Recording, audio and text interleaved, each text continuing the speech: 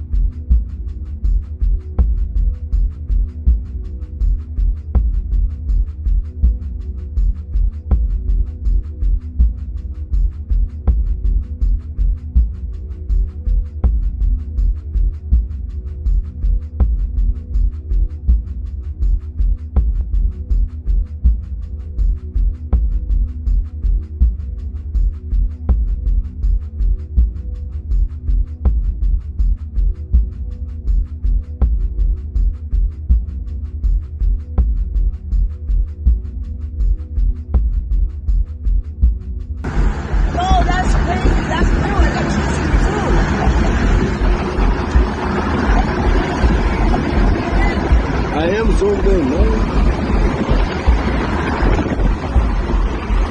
Shit, pulsating and electrifying.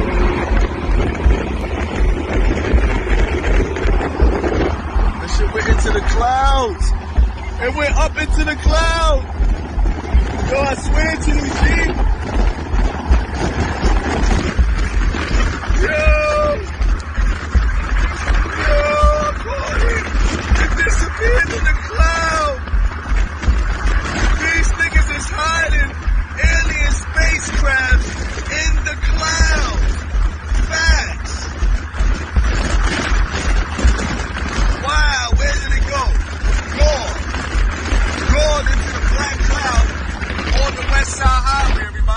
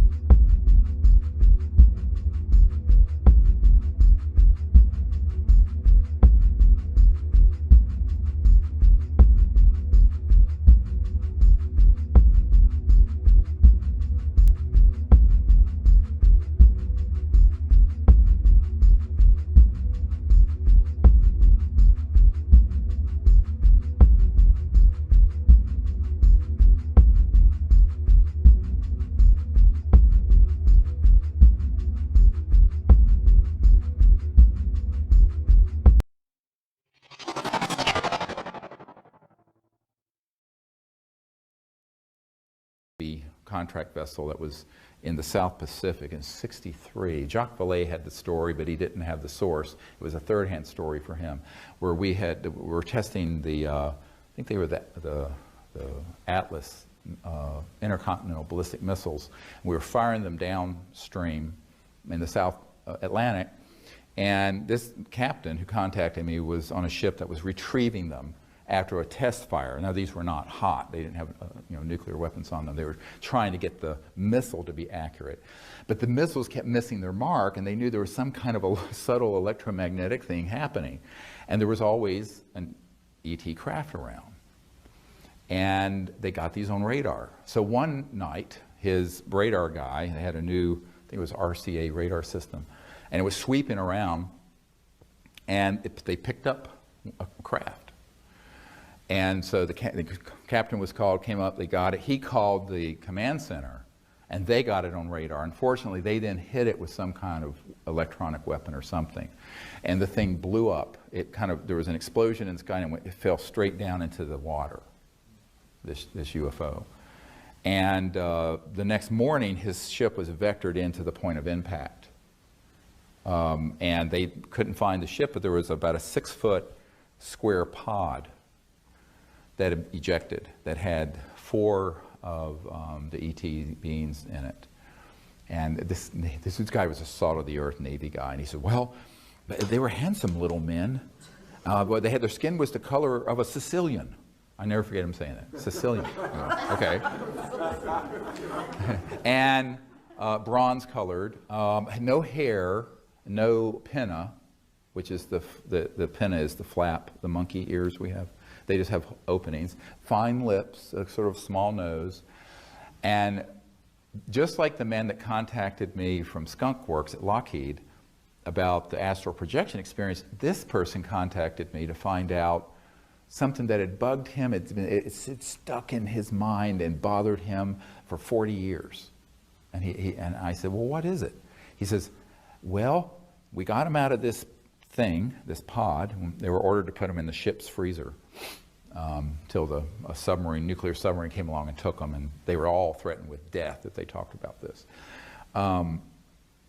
And he says these little men were in sort of these metallicized fabric. It was almost metal, soft metal-like fabric, one-piece suits. I said, yeah, like a onesie. But it didn't have any buttons or zippers.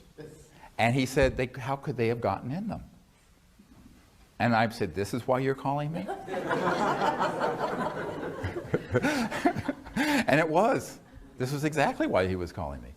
And I said, well, I don't know if you're going to like my answer. And he said, well, tell me. I know those damn things, you could have to cut them off, but we couldn't even cut them. I said, well, the way that the suit is made, they just stand into an energy field that has a resonant, and it materializes around them. Like 3D printing, but like a 3D, zip. So there are no, and it comes off the same way. It dematerializes off and materializes on. But I said, did you notice anything about this thing that they were in, that was floating? He said, yeah, it had no pieces. I said the same thing. So I call this sort of a infra-ultrasonic manufacturing, where if you imagine going beyond the speed of light, speed of electrons, beyond the 0-point energy field, and creating sort of a architectural blueprint of a spacecraft that's in that dimension, like an astral, like your astral body, and have that resonate, and it comes into this dimension in toto. So it recruits the atoms, the molecules, the structures, not by digging them up and smelting them and banging them and doing rivets like we do on an airplane, but and that's, I call this extraterrestrial manufacturing 101 that I'm sharing with you. So that's why these spacecraft, the guys who I know who've gone to ones that have retrieved them, they're seamless. Now, if you see one that has rivets and seams and parts of it, that's Lockheed and Northrop's and Boeing's anti-gravity stuff. But these, the ET ones, are completely seamless, and the light coming from them is so amazing, that so pure, you never quite forget it. Because the light is coming from a source and materials that aren't manufacturable. You couldn't even manufacture something that pure in space. And there was a part of a craft that they got in Brazil, and I forget, it had magnesium and some other stuff in it, but the elements that were in it were so pure that even in the vacuum of space we could not manufacture it. And no one understood how they could be doing this. I said, because they're not going to some asteroid or planet and digging up stuff out of the earth and smelting it and melting it and then putting it together. They're creating a field, and it resonates and then comes in from that transdimensional virtual near astral, I call it the near astral, and it then pops as a totality into 3D. Make sense? Which, if you study the literature of the craft that have been retrieved and even the clothing on these beings, they're consistently this same report. Now, why is that important? Because it means that when you're out under the stars and you see something, and if it seems just, it's too beautiful to be real, it looks like a jewel. We were once in Colorado and there was an object, it looked like it was a crystalline jewel in the sky. And it was there for a number of minutes, and you couldn't even, it was painful, it was so beautiful. And then there was a fighter jet was vectored in, and the thing popped and began to go off, looked exactly like a 737. Everyone saw it. So, you know, but what's fascinating is the purity of the light and the quality of it. And then there's one more thing. These craft are imbued at the level of nanobiotechnology. You know what that is, nanobio? Where they're actually living and they're conscious. So the craft itself has the consciousness of the occupants, and often it's the chief pilot or the person who's actually directing it, which is usually, they will either touch it and think and they'll go. All right? But the craft itself is not just like a piece of machinery. It's actually living. And there have been more than one military guy I've interviewed who have been on retrieval missions when they get there, and the craft has been injured. I call it injured because it's organic, and there'll be a crack and it'll be trying to heal. Like if you did a cut and did a time lapse of a healing of a wound on skin, it's doing this kind of thing, trying to fix itself. And so the craft themselves are nanobiotechnology at the level where they then can subsume or take on the awareness of the occupants. And that's how they operate. So many times people have an experience with a UFO, but they'll feel that the UFO itself was communicating or was conscious. I say, well, it is. That it was like this living, organic, conscious thing. And many times people will dismiss it, and I'll go, no, thousands of people have had the same experience.